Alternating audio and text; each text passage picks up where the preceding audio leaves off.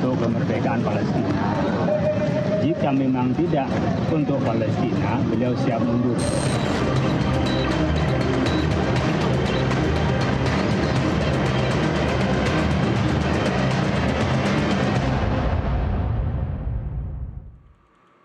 Anda menyaksikan NTV Prime Dialog bersama saya Nasiti Lestari. Pemirsa, Timur Tengah terus memanas dengan serangan saling balas antara Amerika Serikat Israel melawan Iran. Publik dunia menyaksikan dan bertanya-tanya sejauh mana eskalasi ini akan terus meluas. Di tengah situasi yang genting ini, Presiden Prabowo Subianto mengumpulkan sejumlah tokoh nasional di istana. Mantan Menteri Luar Negeri, Ketua Umum Parpol hingga pengusaha. Pembahasannya tidak hanya soal ketahanan nasional, pemerintah juga tengah mengkaji ulang posisi Indonesia di Forum Board of Peace gagasan Presiden Amerika Serikat Donald Trump. Pertanyaan krusialnya adalah apakah Indonesia masih percaya pada inisiatif perdamaian ala Trump di tengah perang Amerika Serikat Israel versus Iran, ataukah ini saatnya Prabowo mengambil jalan baru? Saya sudah bersama Sekretaris Jenderal Majelis Ulama Indonesia Amir Syah Tambunan dan Ketua Departemen Hubungan Internasional UI Broto Wardoyo. Selamat sore, terima kasih Bapak-Bapak, terima kasih sudah hadir di NTV Prime. Assalamualaikum warahmatullahi wabarakatuh. Waalaikumsalam. Baik, saya ingin mulai dulu dari Pak Broto menjawab tema besar kita sore ini, Pak Broto. Timur Tengah perang Indonesia, apakah kita masih percaya terhadap BOP, Badan Bentukan Trump? Ya, sebetulnya kalau ideal itu kita akan punya usulan kita sendiri ya. Jadi artinya kita punya proposal yang memang posisinya jelas. Kalau dalam konteks Indonesia kan kita pasti akan mendukung kemerdekaan Palestina. Ya. Dan dari situ kemudian kita punya operasionalisasi yang juga jelas untuk rekonstruksi di Gaza. Nah, kalau dalam konteks saat ini, nanti pertanyaannya sebetulnya adalah kalau kita katakanlah tidak lagi percaya dengan usulannya Trump, ada atau tidak solusi yang bisa ditawarkan. Beberapa solusi sebelum ini kan sebelum usulannya Trump sebetulnya ada, itu usulannya Liga Arab. Tapi memang usulan Liga Arab tersebut tidak diterima oleh Israel. Jadi yang perlu kita lakukan sebetulnya adalah mengembangkan usulan yang khas Indonesia, proposal yang dari kita, yang tentu pasti akan sejalan dengan kemerdekaan Palestina. Apakah kita masih punya bargaining itu? Kita masih punya posisi itu, Pak Broto? Kalau secara diplomatik sebetulnya kan Indonesia itu bagian dari kelompok negara-negara yang semakin besar secara global yang mendukung Palestina. Jadi kita masih punya kekuatan moral yang cukup sebetulnya. Tapi kekuatan moral itu kan tidak selalu sejalan dengan realitas politik global. Ya. Jadi yang kemudian dibutuhkan kan sebetulnya model-model koalisi yang sebetulnya kalau nanti kita melihat ke sebelum usulannya Trump saja misalnya deklarasi New York. Itu kan juga hasil dari kolaborasi banyak pihak. Ada Arab Saudi, ada Prancis, dan Indonesia juga ada di dalamnya. Jadi memang kita harus menggunakan mekanisme yang kolektif, yang multilateral sebetulnya. Oke, baik. Saya bergeser ke Pak Amir Syah Tambunan. Pak Amir Syah, Anda ikut hadir di bukber bersama sekitar 170 ulama kemarin di Istana Negara? Ya, hadir. Dan sebenarnya lebih kepada monolog ya, bukan dialog. Sehingga kurang lebih 3 jam hampir ya, Presiden memberikan paparan yang luas tentang bagaimana kondisi Timur Tengah. Oke, Anda merasa menyayangkan kenapa tidak terjadi dialog dan justru hanya monolog saja berisi paparan-paparan dari Presiden? Ya, saya kira begini, Ya. kalau dari substansi ya sangat luas ya paparan itu ya. Karena mungkin beliau ini sukanya untuk menyampaikan, kalau saya bilang kayak kita terima kuliah 3 SKS lah gitu ya. 3 SKS dalam 3 jam. Masukan MUI sebenarnya apa, Pak Amir Syah? Ya, kita sudah memberikan pernyataan resmi sebelumnya.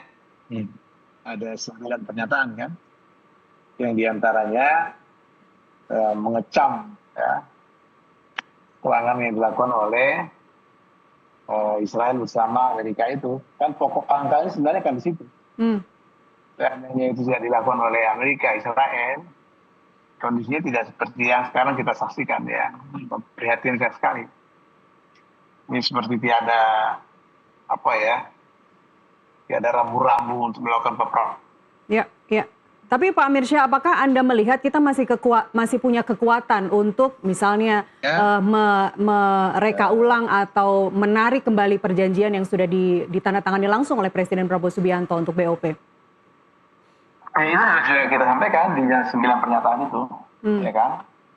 Dan beliau mengatakan jika cara itu tidak bisa dilakukan, ya Indonesia siap keluar dari BOP itu kan. Karena BOP itu kan bukan satu-satunya cara kan. Masih banyak cara lain kan. Tadi yang disebutkan oleh sumber pertama, hubungan multilateral negara yang sejajar gitu kan, yang seimbang. Sehingga tidak suka-sukanya Israel, Amerika itu kan. Karena ini kan namanya perdamaian, loh kok logikanya nggak ketemu damai gitu, malah dibombardir, itu maksudnya apa itu? Baik, Pak Amirsyah, dalam kuliah 3 SKS yang Anda sebut tadi, paparan atau monolog ini disampaikan oleh Presiden Prabowo Subianto ketika momen bukber bersama para ulama, apakah Anda menyimpulkan bahwa Indonesia saat ini sedang menghitung ulang posisinya di Board of Peace? Ya, jadi begini. Indonesia itu kan sebenarnya negara besar ya.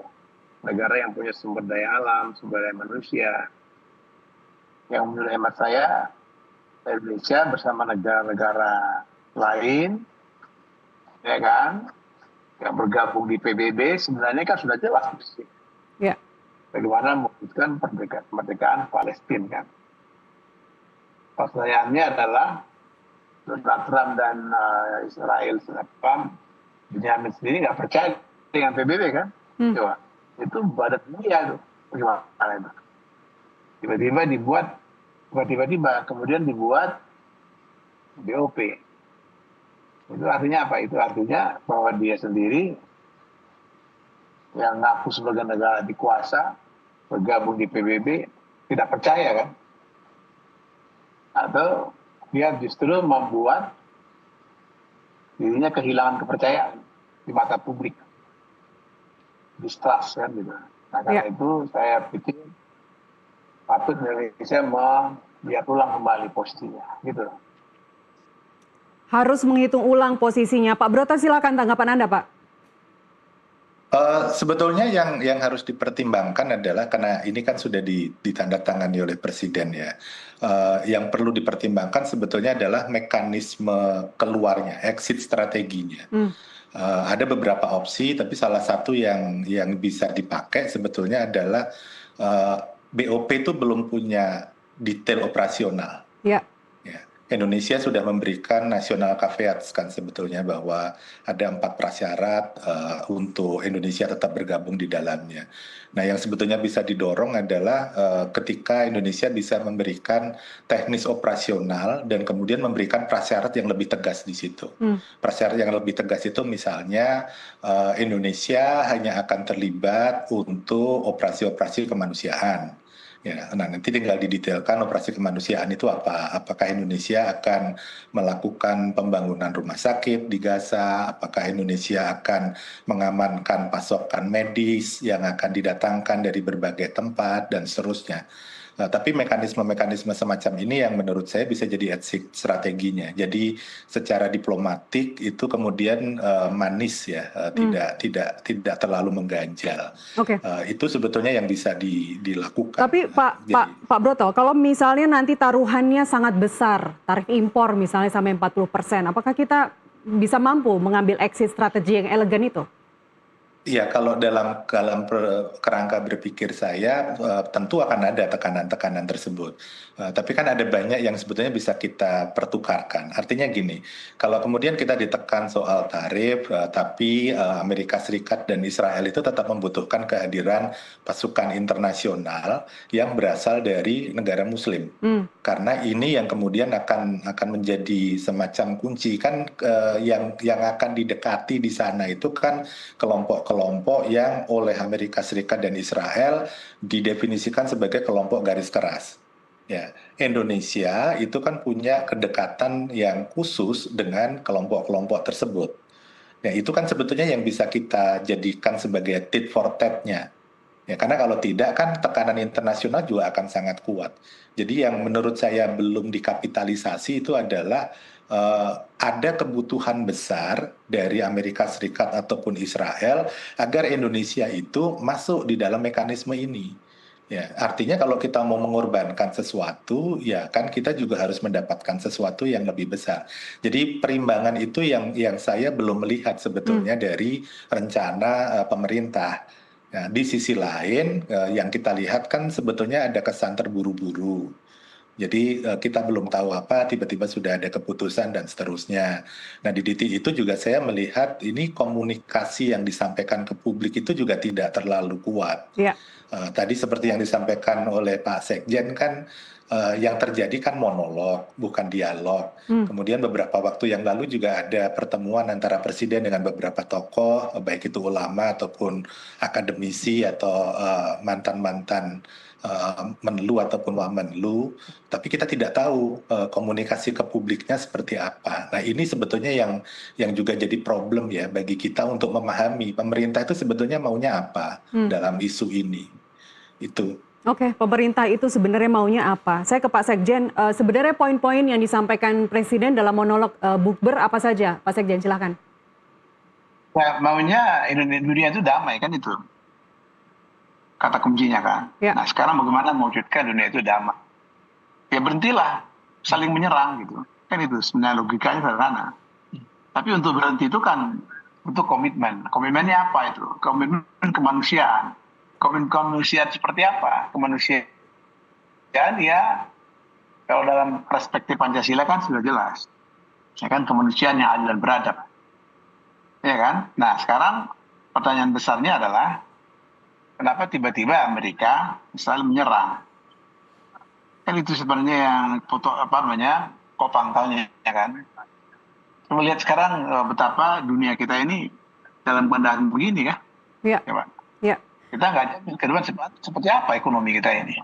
Nah sekarang Presiden menawarkan untuk melakukan juru damai. Saya kira bukan hanya Presiden Indonesia.